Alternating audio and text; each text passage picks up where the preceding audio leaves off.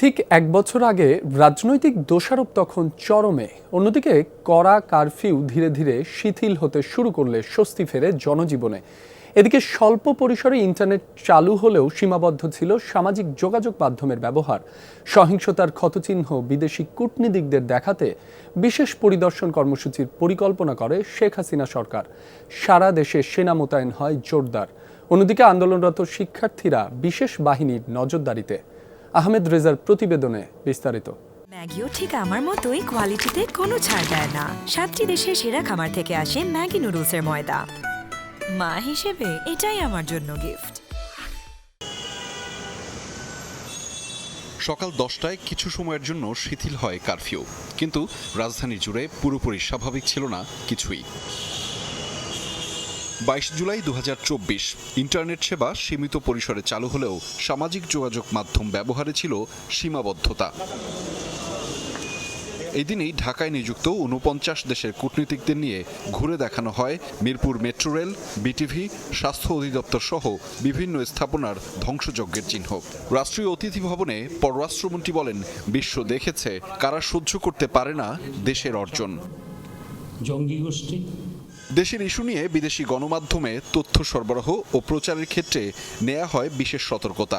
খোদ তৎকালীন প্রধানমন্ত্রী শেখ হাসিনা এডিটর্স গিল্ডের সাথে বৈঠক করে এ সম্পর্কিত নির্দেশনা জারি করেন। এদিন সরকার জানায়, সংযুক্ত আরব আমিরাতে বিক্ষোভের দায়ে শাস্তি পাওয়া 57 বাংলাদেশি প্রবাসীর বিষয়ে কোনো হস্তক্ষেপ করবে না সংশ্লিষ্ট মন্ত্রণালয়। উল্টো প্রবাসী কল্যাণ প্রতিমন্ত্রী এই ঘটনার দায় চাপান বিএনপি জামাতের উপর। আওয়ামী লীগের সাধারণ সম্পাদক ওবায়দুল কাদের বলেন, বিএনপি জামাত দেশে যে অগ্নি সন্ত্রাস ও ধ্বংসলীলা চালিয়েছে তা ঐক্যবদ্ধভাবে প্রতিরোধের বিকল্প নেই। সাবেক স্বরাষ্ট্রমন্ত্রী আসাদুজ্জামান খান হুঁশিয়ারি দেন, সরকারি সম্পদ ধ্বংস ও হত্যার সাথে যারা জড়িত তাদের চিহ্নিত করে কঠোর শাস্তির আওতায় আনা হবে। সবকিছু থেকে জনদৃষ্টি ভিন্ন দিকে নিতে বিএনপিকে দোষারোপ করছে সরকার, এমন অভিযোগ করে বিএনপি মহাসচিব চলমান সংকটের রাজনৈতিক সমাধান আশা করেন। আমরা বারবার করে তাদের কাছে অনুরোধ করেছি যে আপনারা এটাকে রাজনৈতিকভাবে সমাধান করার চেষ্টা করুন।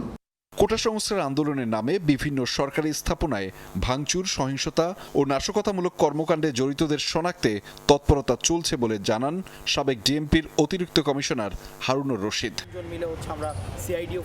আন্দোলনের নেতৃত্বদানকারী সমন্বয়করা তখন আইনশৃঙ্খলা বাহিনীর নজরদারিতে।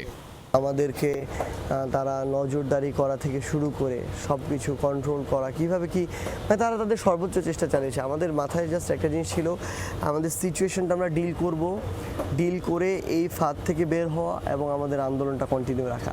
আমরা আসলে এই ঘটনাগুলো জানতাম না, আমাদেরকে আসলে জানানো হতো না। আমাদের ফোন সিজ করা হয়েছে, আমাদের ইন্টারনেট থেকে আমাদেরকে কমপ্লিটলি স্ক্রিন আউট করা হয়েছে। নাহিদের সাথে যে ঘটনাটি হয় এরপর দিনই হচ্ছে আবার আমি নাহিদের বাবা এবং সার্জিস আমরা 3 জন মিলে আমরা সিআইডি অফিসে যাই, ডিবি অফিসে যাই। জনজীবন স্বাভাবিক রাখতে টহল জোরদার করে বর্ডার গার্ড বাহিনী। প্রস্তুত ছিল বিজিবির ডগ স্কোয়াডও।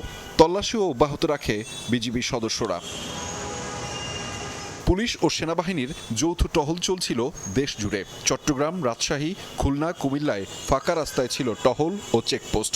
জরুরি সেবায় কেবলমাত্র চালু ছিল কিছু পরিবহন।